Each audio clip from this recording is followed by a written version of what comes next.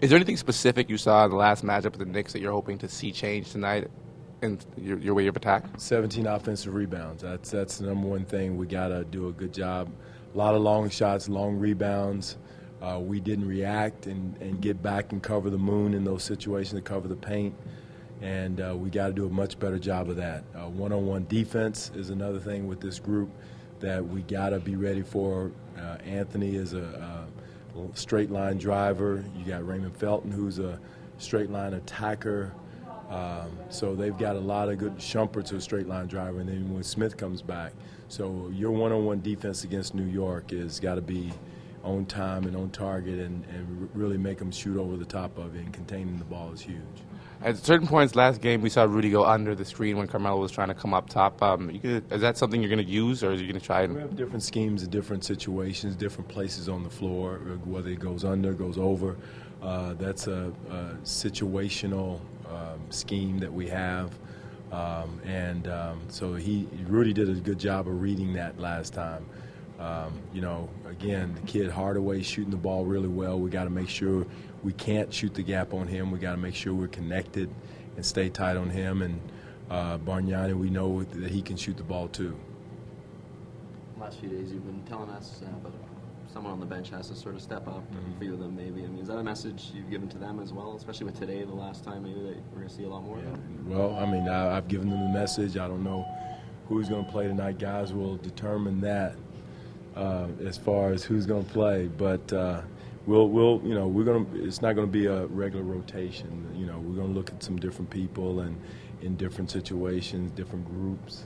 So again, right now, winning is not important. Make sure one thing we want to do is execute defensively first. Make sure we cut down on our turnovers offensively, because this group gets into you.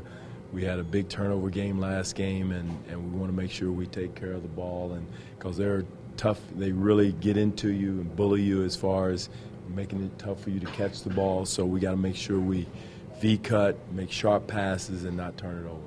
Where do you think Kyle is at this stage of preseason? I think he's at a high level. I think Kyle is playing as well as expected. I think his conditioning is unbelievable right now compared to last year, and he'd be the first to tell you that.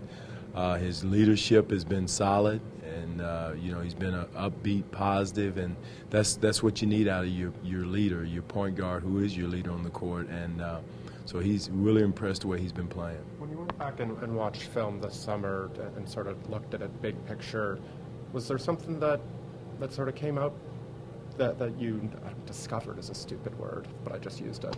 But is there something that you picked up over the summer about him? Well, no. The key thing with Kyle, he knew, Eric, was the fact he needed to get in condition and lose some weight, and he did that, get in great condition, and then be a positive leader, and he's done that. I mean, everywhere you go, you have a reputation or whatever it is, and it was that he wasn't a positive leader, but he has been that right now. He's doing a great job. His energy is positive, so we just got to keep that going, keep that positive energy, positive flow going, because again, it's contagious, especially when it's coming from your point guards, whether it's Kyle, DJ, Julian, whoever that guy is. He sets the tone for your team. His approach. I asked Tamar if he thought playing with Jose versus Kyle was that different, and he sort of said, no, not really. Do you think that was, we talked about it a lot, is it just because of the personalities that sort of came out? I don't know. You have to talk to DeMar about that. There are different people, different players, different people. I knew Jose because we've been together for 2 years. Kyle and I, right now, there's a comfort level now with him. I know what he's going to do. I know how he thinks. And hopefully this vice versa. So, I think that was with Jose as much as anything else. There was a comfort level. There was understanding. It's just like Kyle coming back this year versus DJ. He has a feel of what we want to do, how we want to do it, and how we want to approach things. So it's a comfort level with Jose over Kyle last year. Dwane, you said you talked about understanding the players. Is there anybody on this team who has surprised you? Surprised? Not really. I think I had a pretty clear vision. I did my research on each player before they got here, and it's a small league. I know every coach in the league and most general managers, and so Not really. Julian Stone was a surprise with his play, and again, he's not there yet. There's nothing definite yet, but he's stuck out. But Bikes was a surprise early in the summer, but now he's stepped up. I mean, I know who he is now, and so not really surprised by anyone, so to speak. Well, I don't know if I know that's what I'm saying. I don't know where you're going. Which is DeMar DeRozan. Okay. Do you think, is it fair to say that DeMar has surprised and the West picked it up? I knew how hard DeMar worked this summer. That's the difference with that. I was out in L.A., watched him work out, and I knew where he was going with his work ethic. His defense has been a surprise. His defense has been a surprise, the way he has stepped up and been in the right place. His stunts, his slides, his closeouts have been sharp. That has been a surprise. His offense is, because I know how hard he worked on shooting the ball and his offensive game. So, but what is it that a player at that level can change? Well, a lot. His maturity, his consistent approach, his knowing how hard he has to do things on every possession. But I think that is where DeMar is at his career now. Everything is hard. Everything is like it's in the fourth quarter, last 2 minutes of the game. And his approach from that's another growth step in his growth process that he's had, is now everything is hard. And the more he does that, the better player he's going to be. Before you came out to see him in L.A., did he kind of prepare you for that? Or did he say, I really picked it up, you're going to be surprised by what you see from me? No, he didn't. I just knew. I just, talked to different people who have been working him out. The other coaches have been out there. They had told me how he had been working, and then, it's to see. He wasn't bragging about it, but, he just went out and did his work, worked on his three-point shot, worked on his post game, and, stays in great shape. So, but his thing was just doing it every possession, being consistent, and it's the same process Terrence Ross has to go through. Being consistent, doing it hard, like it's the fourth quarter, last 2 minutes, is going to help all of our guys. Because again, we're talented, but again, it's closing the game and knowing how to win, what plays it takes, and how to play to win, to finish it off.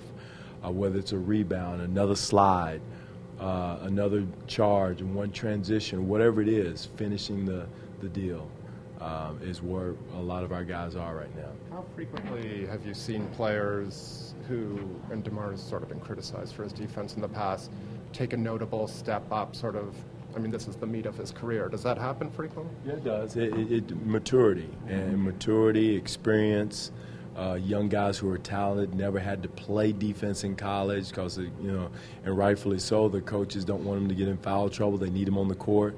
Where at this level, if you don't play, every night you're looking at another gun coming in town, a hired gun that can play at every night. So especially at that position, the 2-3 position. So you've got to pick it up, and that process is something each of those guys have to go through. LeBron went through it. Kobe went through it. All of them had to learn that, hey, if I want to stay on the court, I've got to learn how to defend, and either you do or you don't. You've talked a lot, like one of your favorite things is that fear of failure. Mm-hmm. That only comes with experience. Mm-hmm. Do you think there's a point in a player's life where they're very young people, but that perspective develops when they realize this could all just, I might not have taken advantage of this? No question, and I think that's where DeMar is in his career and his life right now. He's a family man, and all that starts to come into play as you grow and mature, and that's why it's so hard when people talk about this guy's going to come in and take over the league. No, it doesn't happen overnight. It's a 4-year process, 5-year process. When you get a guy out of college, it's very rare a guy comes in and dominates and know what it takes to dominate, because he doesn't have life's experiences to go through it. And that's where DeMar is, and it's good to see. It's really good to see. And the next guy we're looking for to go, 2 guys, is we got 2 more guys we have to develop and get there, is JV and Terrence. And they're 2 key guys in our program that we've got to get to those steps. I was saying there's a different sort of collective confidence that he's noticed. Can you put your finger on why that is? Familiarity, continuity. We're saying the same thing, and they're probably tired of hearing it. Same thing defensively, same terminology, same everything, same drills. So guys, the familiarity is where guys are confident. Oh yeah, I know that. Oh yeah, I know it. So it's natural now, and so that's what I've seen is just the guys who understand what's going on. They have a feeling between myself and Kyle, between myself and DeMar, between myself and even JV. Understands the terminology now, and so that's where in the area of confidence. Whereas you coming in new. No, this is what you do. So DeMar is this is his third year in the defensive system. And, zone man, he's picked it up and has that confidence in what he can do and what he should do. The starters have basically played 2 quarters in the last 10 or 11 days. Are you looking to sort of ramp them up a little bit? Well, if you ask them, Eric, they probably would tell you differently because of practice. I mean, we've had 2.5 hour practices where they've worked their butts off, and that's their games right now. Again, we're going to have to do that probably, either tonight or Wednesday night. Ramp it up, and definitely the last game, because they've got to get somewhere they're finishing games. And, but again, to me, it's about developing this entire team. I have a good feel for of what the starter's going to do. But they do have to get the experience of finishing the game more so than anything else.